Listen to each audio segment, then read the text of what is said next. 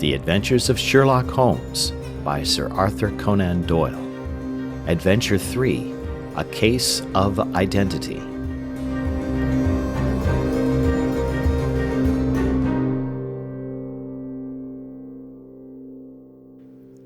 "My dear fellow," said Sherlock Holmes as we sat on either side of the fire in his lodgings at Baker Street, "life is infinitely stranger than anything which the mind of man could invent. We would not dare to conceive the things which are really mere commonplaces of existence. If we could fly out of that window hand in hand, hover over this great city, gently remove the roofs, and peep in at the queer things which are going on, the strange coincidences, the plannings, the cross-purposes, the wonderful chains of events, working through generations, and leading to the most outré results, it would make all fiction with its conventionalities and foreseen conclusions most stale and unprofitable." "And yet I am not convinced of it," I answered. "The cases which come to light in the papers are, as a rule, bald enough and vulgar enough. We have in our police reports realism pushed to its extreme limits, and yet the result is, it must be confessed, neither fascinating nor artistic." "A certain selection and discretion must be used in producing a realistic effect," remarked Holmes. "This is wanting in the police report, where more stress is laid, perhaps, upon the platitudes of the magistrate than upon the details, which to an observer contain the vital essence of the whole matter. Depend upon it, there is nothing so unnatural as the commonplace." I smiled and shook my head. "I can quite understand your thinking so," I said. "Of course, in your position of unofficial adviser and helper to everybody who is absolutely puzzled throughout 3 continents, you are brought in contact with all that is strange and bizarre. But here," I picked up the morning paper from the ground, "let us put it to a practical test. Here is the first heading upon which I come: A husband's cruelty to his wife. There is half a column of print, but I know without reading it that it is all perfectly familiar to me. There is, of course, the other woman, the drink, the push, the blow, the bruise, the sympathetic sister or landlady. The crudest of writers could invent nothing more crude." "Indeed, your example is an unfortunate one for your argument," said Holmes, taking the paper and glancing his eye down it. "This is the Dundas separation case, and, as it happens, I was engaged in clearing up some small points in connection with it. The husband was a teetotaler. There was no other woman, and the conduct complained of was that he had drifted into the habit of winding up every meal by taking out his false teeth and hurling them at his wife, which, you will allow, is not an action likely to occur to the imagination of the average story-teller. Take a pinch of snuff, doctor, and acknowledge that I have scored over you in your example." He held out his snuff-box of old gold, with a great amethyst in the centre of the lid. Its splendour was in such contrast to his homely ways and simple life that I could not help commenting upon it. "Ah," said he, "I forgot that I had not seen you for some weeks. It is a little souvenir from the King of Bohemia, in return for my assistance in the case of the Irene Adler papers." "And the ring?" I asked, glancing at a remarkable brilliant which sparkled upon his finger.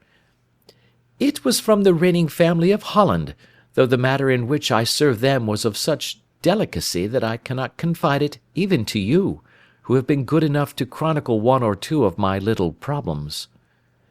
"And have you any on hand just now?" I asked with interest. "Some 10 or 12, but none which present any feature of interest. They are important, you understand, without being interesting. Indeed, I have found that it is usually in unimportant matters that there is a field for the observation, and for the quick analysis of cause and effect which gives the charm to an investigation. The larger crimes are apt to be the simpler, for the bigger the crime, the more obvious, as a rule, is the motive. In these cases, save for one rather intricate matter which has been referred to me from Marseilles, there is nothing which presents any features of interest. It is possible, however, that I may have something better before very many minutes are over, for this is one of my clients, or I am much mistaken."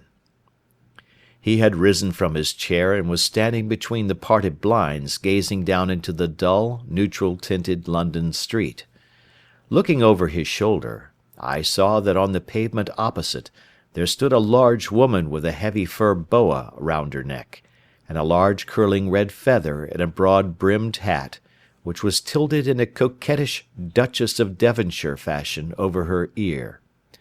From under this great panoply she peeped up in a nervous, hesitating fashion at our windows, while her body oscillated backward and forward, and her fingers fidgeted with her glove buttons.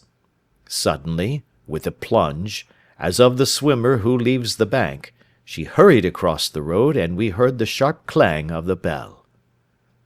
"I have seen those symptoms before," said Holmes, throwing his cigarette into the fire. "Oscillation upon the pavement always means an affaire à coeur. She would like advice, but it is not sure that the matter is not too delicate for communication. And yet even here we may discriminate. When a woman has been seriously wronged by a man she no longer oscillates, and the usual symptom is a broken bell wire.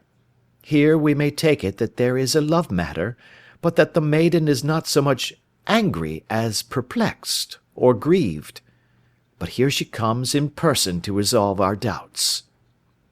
As he spoke there was a tap at the door, and the boy in buttons entered to announce Miss Mary Sutherland, while the lady herself loomed behind his small black figure like a full-sailed merchantman behind a tiny pilot-boat.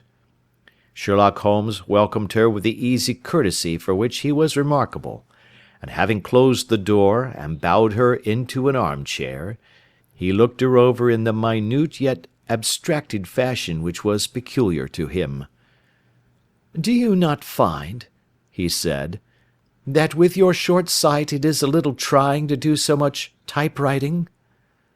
"I did at first," she answered, "but now I know where the letters are without looking." Then, suddenly realizing the full purport of his words, she gave a violent start and looked up, with fear and astonishment upon her broad, good-humoured face. "You've heard about me, Mr. Holmes," she cried. "Else how could you know all that?" "Ha! Never mind," said Holmes, laughing. "It is my business to know things. Perhaps I have trained myself to see what others overlook. If not, why should you come to consult me?" "I came to you, sir, because I heard of you from Mrs. Etheridge, whose husband you found so easy when the police and everyone had given him up for dead. Oh, Mr. Holmes, I wish you would do as much for me. I'm not rich, but still I have 100 a year in my own right, besides the little that I make by the machine, and I would give it all to know what has become of Mr. Hosmer Angel." "Why did you come away to consult me in such a hurry?" asked Sherlock Holmes, with his finger-tips together and his eyes to the ceiling. Again a startled look came over the somewhat vacuous face of Miss Mary Sutherland. "Yes, I did bang out of the house," she said, "for it made me angry to see the easy way in which Mr. Windibank, that is, my father, took it all. He would not go to the police, and he would not go to you, and so at last, as he would do nothing, and kept on saying that there was no harm done, it made me mad, and I just on with my things and came right away to you." "Your father?" said Holmes. "Your stepfather, surely, since the name is different." "Yes, my stepfather. I call him father, though it sounds funny, too, for he is only 5 years and 2 months older than myself." "And your mother is alive?" "Oh, yes, mother is alive and well. I wasn't best pleased, Mr. Holmes, when she married again so soon after father's death, and a man who was nearly 15 years younger than herself. Father was a plumber in the Tottenham Court Road, and he left a tidy business behind him, which mother carried on with Mr. Hardy, the foreman. But when Mr. Windibank came, he made her sell the business, for he was very superior, being a traveller in wines.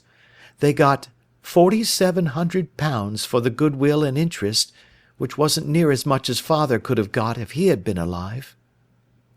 I had expected to see Sherlock Holmes impatient under this rambling and inconsequential narrative, but, on the contrary, he had listened with the greatest concentration of attention. "Your own little income," he asked, "does it come out of the business?" "Oh, no, sir. It is quite separate, and was left me by my Uncle Ned in Auckland. It is in New Zealand stock, paying 4.5%. £2,500 was the amount, but I can only touch the interest." "You interest me extremely," said Holmes, "and since you draw so large a sum as 100 a year, with what you earn into the bargain, you no doubt travel a little and indulge yourself in every way. I believe that a single lady can get on very nicely upon an income of about £60. "I could do with much less than that, Mr. Holmes, but you understand that as long as I live at home I don't wish to be a burden to them, and so they have the use of the money just while I am staying with them. Of course, that is only just for the time. Mr. Windibank draws my interest every quarter and pays it over to mother, and I find that I can do pretty well with what I earn at typewriting. It brings me twopence a sheet, and I can often do from 15 to 20 sheets in a day." "You have made your position very clear to me," said Holmes. "This is my friend, Dr. Watson, before whom you can speak as freely as before myself. Kindly tell us now all about your connection with Mr. Hosmer Angel." A flush stole over Miss Sutherland's face, and she picked nervously at the fringe of her jacket. "I met him first at the gasfitters' ball," she said. "They used to send father tickets when he was alive, and then afterwards they remembered us, and sent them to mother. Mr. Windibank did not wish us to go. He never did wish us to go anywhere. He would get quite mad if I wanted so much as to join a Sunday school treat. But this time I was set on going, and I would go, for what right had he to prevent? He said the folk were not fit for us to know, when all father's friends were to be there, and he said that I had nothing fit to wear, when I had my purple plush that I had never so much as taken out of the drawer. At last, when nothing else would do, he went off to France upon the business of the firm, but we went, mother and I, with Mr. Hardy, who used to be our foreman, and it was there I met Mr. Hosmer Angel." "I suppose," said Holmes, "that when Mr. Windibank came back from France, he was very annoyed at your having gone to the ball." "Oh, well, he was very good about it.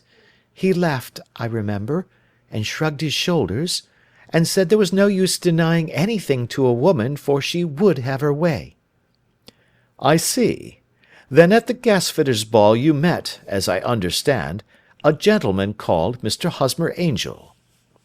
"Yes, sir. I met him that night, and he called next day to ask if we had got home all safe, and after that we met him.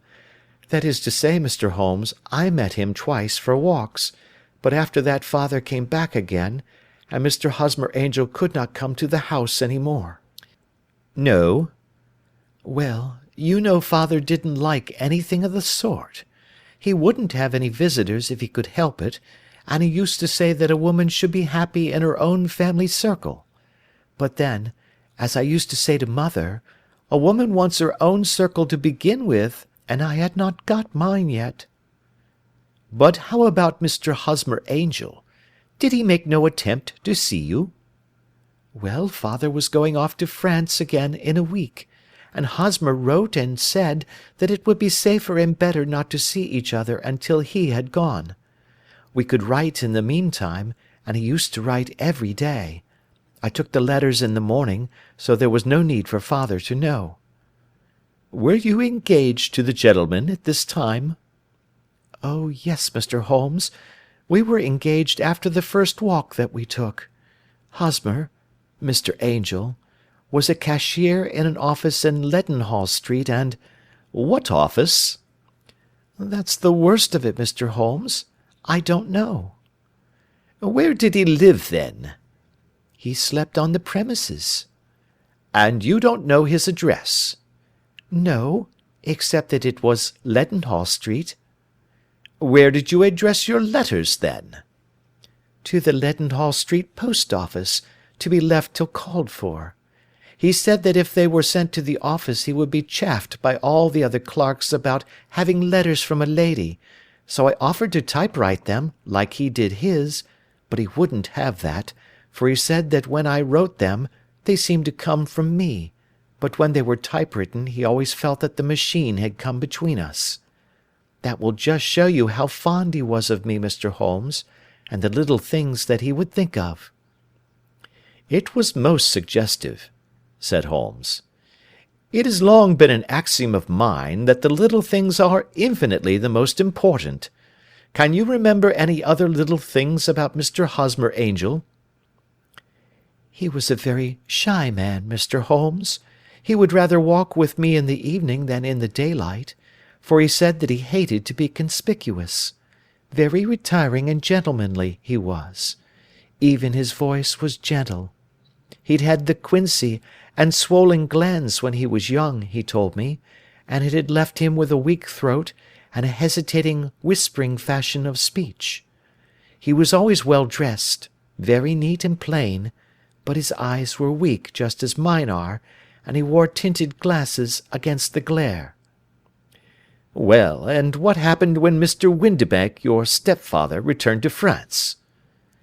"Mr. Hosmer Angel came to the house again, and proposed that we should marry before father came back. He was in dreadful earnest, and made me swear, with my hands on the testament, that whatever happened I would always be true to him. Mother said he was quite right to make me swear, and that it was a sign of his passion. Mother was all in his favour from the first, and was even fonder of him than I was. Then, when they talked of marrying within the week, I began to ask about father, but they both said never to mind about father, but just to tell him afterwards, and mother said she would make it all right with him. I didn't quite like that, Mr. Holmes.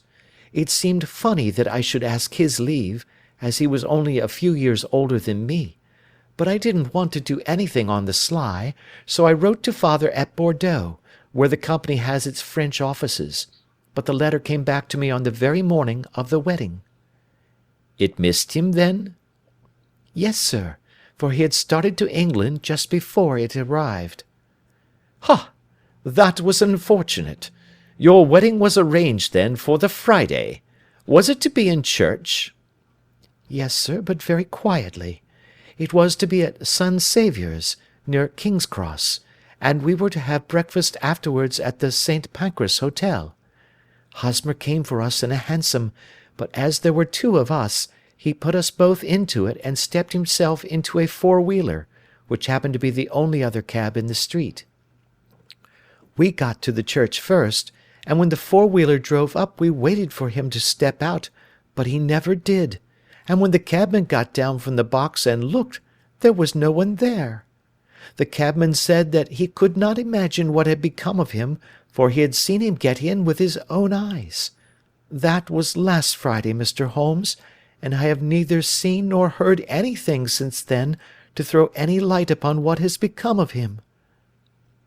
"It seems to me that you have been very shamefully treated," said Holmes. "Oh, no, sir.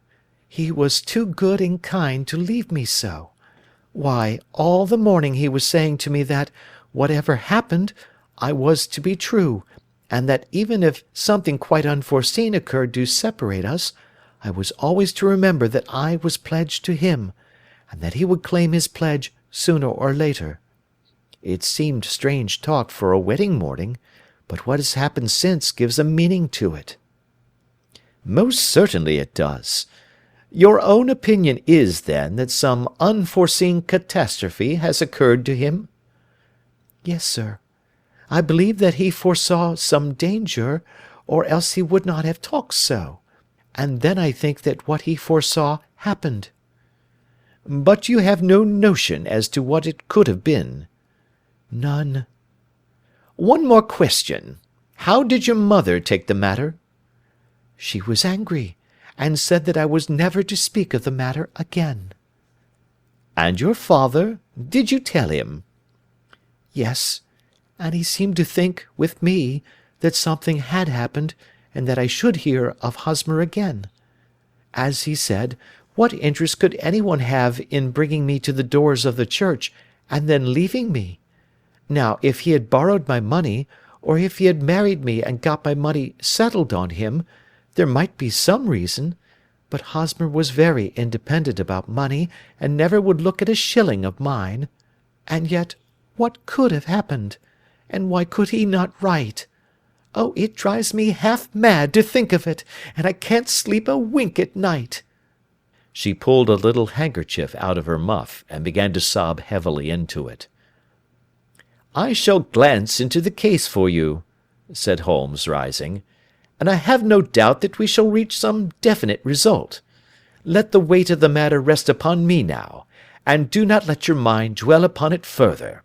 Above all, try to let Mr. Hosmer Angel vanish from your memory, as he has done from your life."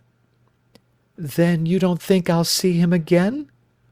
"I fear not." "Then what has happened to him?" "You will leave that question in my hands. I should like an accurate description of him, and any letters of his which you can spare." "I advertised for him in last Saturday's Chronicle," said she. "Here is the slip, and here are 4 letters from him." "Thank you. And your address?" "Number 31 Lion Place, Camberwell." "Mr. Angel's address you never had, I understand. Where is your father's place of business?" "He travels for Westhouse and Marbank, the great claret importers of Fenchurch Street." "Thank you. You have made your statement very clearly. You will leave the papers here, and remember the advice which I have given you. Let the whole incident be a sealed book, and do not allow it to affect your life." "You are very kind, Mr. Holmes, but I cannot do that. I shall be true to Hosmer. He shall find me ready when he comes back." For all the preposterous hat and the vacuous face, there was something noble in the simple faith of our visitor which compelled our respect. She laid her little bundle of papers upon the table and went her way, with a promise to come again whenever she might be summoned. Sherlock Holmes sat silent for a few minutes with his finger-tips still pressed together, his legs stretched out in front of him, and his gaze directed upward to the ceiling. Then he took down from the rack the old and oily clay pipe, which was to him as a counsellor, and, having lit it, he leaned back in his chair, with the thick blue cloud-wreaths spinning up from him, and a look of infinite languor in his face. "Quite an interesting study, that maiden," he observed. "I found her more interesting than her little problem, which, by the way, is rather a trite one. You will find parallel cases, if you consult my index, in Andover in '77, and there was something of the sort at The Hague last year. Old as is the idea, however, there were 1 or 2 details which were new to me, but the maiden herself was most instructive." "You appeared to read a good deal upon her which was quite invisible to me," I remarked. "Not invisible, but unnoticed, Watson. You did not know where to look, and so you missed all that was important. I can never bring you to realize the importance of sleeves, the suggestiveness of thumbnails, or the great issues that may hang from a bootlace. Now, what did you gather from that woman's appearance? Describe it." "Well, she had a slate-coloured, broad-brimmed straw hat, with a feather of a brickish red. Her jacket was black, with black beads sewn upon it, and a fringe of little black jet ornaments. Her dress was brown, rather darker than coffee colour, with a little purple plush at the neck and sleeves. Her gloves were greyish and were worn through at the right forefinger. Her boots I didn't observe. She had small, round, hanging gold earrings, and a general air of being fairly well-to-do in a vulgar, comfortable, easy-going way." Sherlock Holmes clapped his hands softly together and chuckled. "'Pon my word, Watson, you are coming along wonderfully. You have really done very well indeed. It is true that you have missed everything of importance, but you have hit upon the method, and you have a quick eye for colour. Never trust to general impressions, my boy, but concentrate yourself upon details. My first glance is always at a woman's sleeve. In a man it is perhaps better first to take the knee of the trouser. As you observe, this woman had plush upon her sleeves, which is a most useful material for showing traces. The double line a little above the wrist, where the typewriter presses against the table, was beautifully defined. The sewing machine, of the hand type, leaves a similar mark, but only on the left arm, and on the side of it farthest from the thumb, instead of being right across the broadest part, as this was. I then glanced at her face, and, observing the dint of a pince-nez at either side of her nose, I ventured to remark upon short sight in typewriting, which seemed to surprise her. It surprised me. But surely it was obvious. I was then much surprised and interested on glancing down to observe that, though the boots which she was wearing were not unlike each other, they were really odd ones, the one having a slightly decorated toe-cap, and the other a plain one. One was buttoned only in the 2 lower buttons out of 5, and the other at the 1st, 3rd, and 5th. Now, when you see that a young lady, otherwise neatly dressed, has come away from home with odd boots, half buttoned, it is no great deduction to say that she came away in a hurry. And what else? I asked, keenly interested, as I always was, by my friend's incisive reasoning. I noted, in passing, that she had written a note before leaving home, but after being fully dressed. You observed that her right glove was torn at the forefinger, but you did not apparently see that both glove and finger were stained with violet ink. She had written in a hurry and dipped her pen too deep. It must have been this morning, or the mark would not remain clear upon the finger. All this is amusing, though rather elementary, but I must go back to business, Watson. Would you mind reading me the advertised description of Mr. Hosmer Angel? I held the little printed slip to the light. Missing, it said, on the morning of the 14th, a gentleman named Hosmer Angel, about 5 feet 7 inches in height, strongly built, sallow complexion, black hair, a little bald in the centre, bushy black side whiskers and moustache, tinted glasses, slight infirmity of speech, was dressed when last seen in black frock-coat faced with silk, black waistcoat, gold Albert chain, and grey Harris tweed trousers with brown gaiters over elastic-sided boots, known to have been employed in an office in Leadenhall Street. Anybody bringing— "That will do," said Holmes. "As to the letters," he continued, glancing over them, "they are very commonplace. Absolutely no clue in them to Mr. Angel, save that he quotes Balzac once. There is one remarkable point, however, which will no doubt strike you." "They are typewritten," I remarked. "Not only that, but the signature is typewritten. Look at the neat little Hosmer Angel at the bottom. There is a date, you see, but no superscription except Leadenhall Street, which is rather vague. The point about the signature is very suggestive. In fact, we may call it conclusive." "Of what?" "My dear fellow, is it possible you do not see how strongly it bears upon the case?" "I cannot say that I do, unless it were that he wished to be able to deny his signature if an action for breach of promise were instituted." "No, that was not the point. However, I shall write 2 letters, which should settle the matter. One is to a firm in the city, the other is to the young lady's stepfather, Mr. Windibank, asking him whether he could meet us here at 6 o'clock to-morrow evening. It is just as well that we should do business with the male relatives. And now, Doctor, we can do nothing until the answers to those letters come, so we may put our little problem upon the shelf for the interim." I had had so many reasons to believe in my friend's subtle powers of reasoning and extraordinary energy in action, that I felt that he must have some solid grounds for the assured and easy demeanour with which he treated the singular mystery which he had been called upon to fathom. Once only had I known him to fail, in the case of the King of Bohemia and the Irene Adler photograph. But when I looked back to the weird business of the sign of 4, and the extraordinary circumstances connected with the study in scarlet, I felt that it would be a strange tangle indeed which he could not unravel. I left him then, still puffing at his black clay pipe, with the conviction that when I came again on the next evening, I would find that he held in his hands all the clues which would lead up to the identity of the disappearing bridegroom of Miss Mary Sutherland. A professional case of great gravity was engaging my own attention at the time, and the whole of next day I was busy at the bedside of the sufferer. It was not until close upon 6 o'clock that I found myself free, and was able to spring into a hansom and drive to Baker Street, half afraid that I might be too late to assist at the dénouement of the little mystery.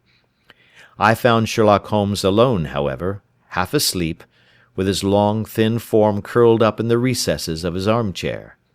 A formidable array of bottles and test tubes, with the pungent, cleanly smell of hydrochloric acid, told me that he had spent his day in the chemical work which was so dear to him. "Well, have you solved it?" I asked as I entered. "Yes, it was the bisulfate of baryta." "No, no, the mystery!" I cried.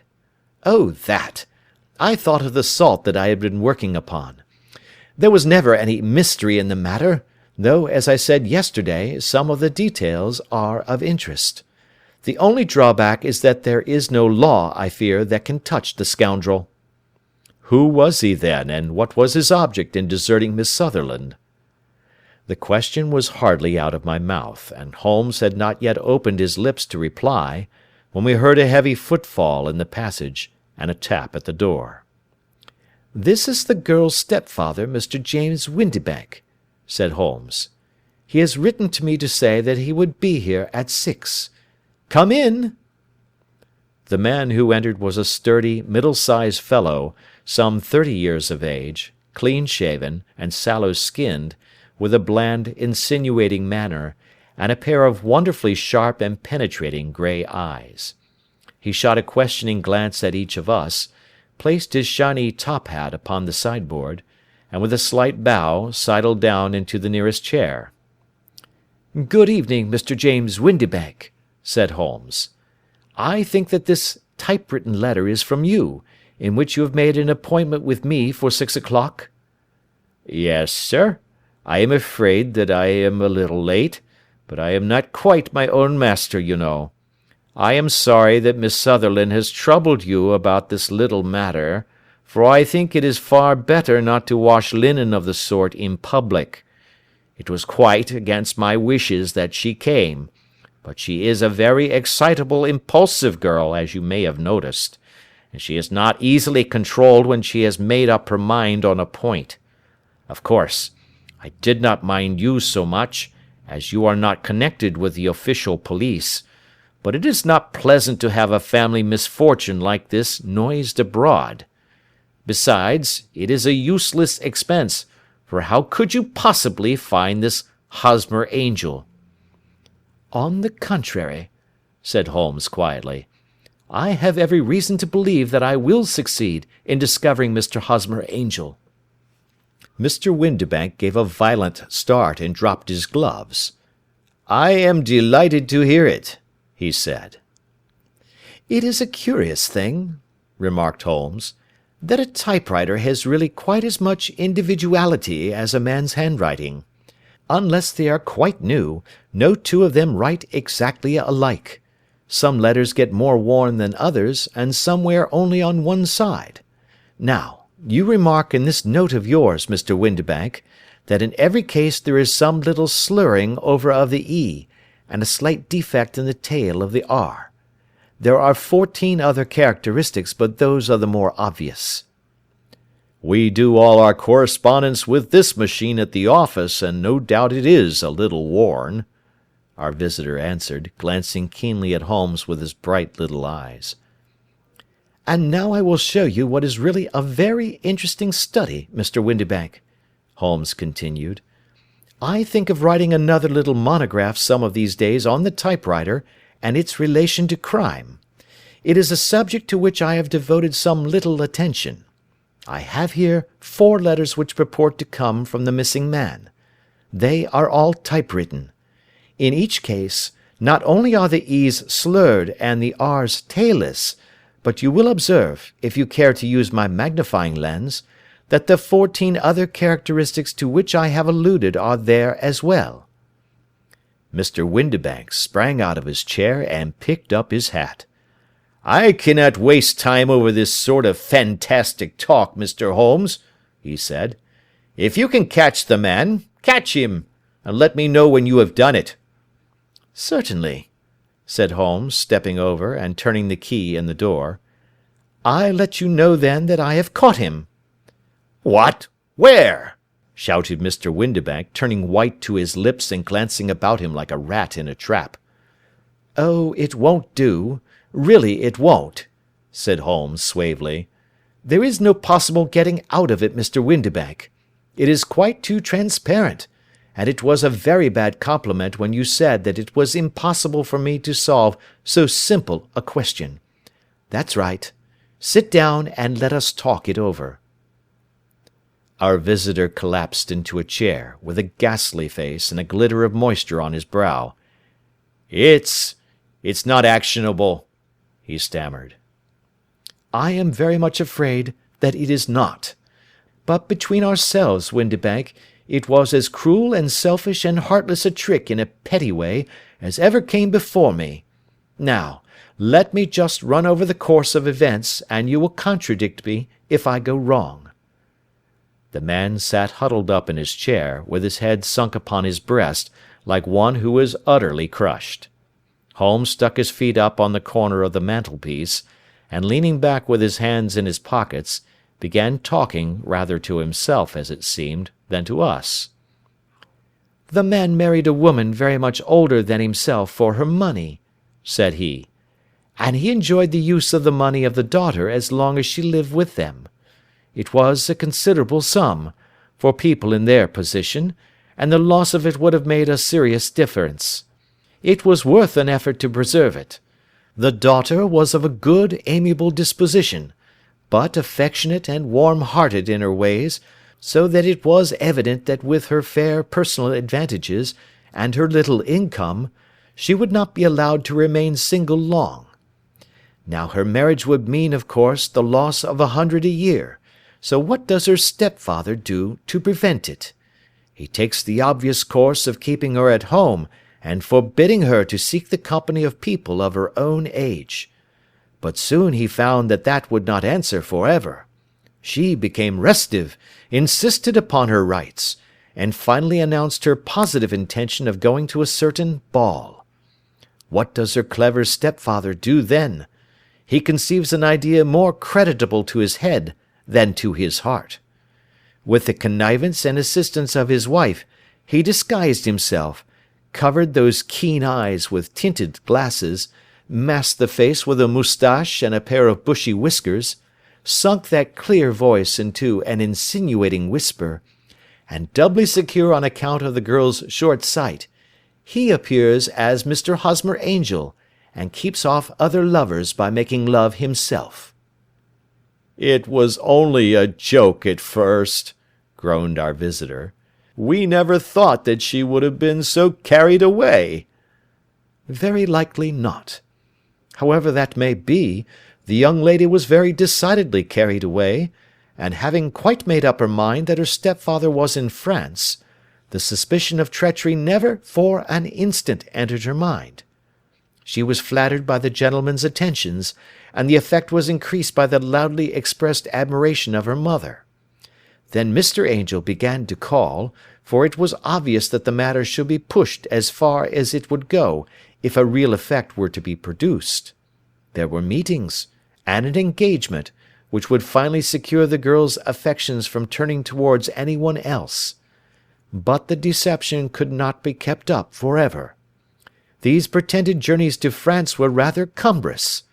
The thing to do was clearly to bring the business to an end in such a dramatic manner that it would leave a permanent impression upon the young lady's mind, and prevent her from looking upon any other suitor for some time to come. Hence those vows of fidelity exacted upon a testament, and hence also the allusions to a possibility of something happening on the very morning of the wedding. James Windibank wished Miss Sutherland to be so bound to Hosmer Angel, and so uncertain as to his fate, that for 10 years to come, at any rate, she would not listen to another man. As far as the church door he brought her, and then, as he could go no farther, he conveniently vanished away by the old trick of stepping in at one door of a four-wheeler, and out at the other. I think that was the chain of events, Mr. Windibank." Our visitor had recovered something of his assurance while Holmes had been talking, and he rose from his chair now with a cold sneer upon his pale face. "It may be so, or it may not, Mr. Holmes," said he. "But if you are so very sharp, you ought to be sharp enough to know that it is you who are breaking the law now, and not me. I have done nothing actionable from the first, but as long as you keep that door locked, you lay yourself open to an action for assault and illegal constraint." "The law cannot, as you say, touch you," said Holmes, unlocking and throwing open the door. "Yet there never was a man who deserved punishment more. If the young lady has a brother or a friend, he ought to lay a whip across your shoulders, by Jove!" he continued, flushing up at the sight of the bitter sneer upon the man's face. "It is not part of my duties to my client, but here's a hunting crop handy, and I think I shall just treat myself to—" He took 2 swift steps to the whip, but before he could grasp it there was a wild clatter of steps upon the stairs, the heavy hall door banged, and from the window we could see Mr. James Windibank running at the top of his speed down the road. "There's a cold-blooded scoundrel!" said Holmes, laughing, as he threw himself down into his chair once more.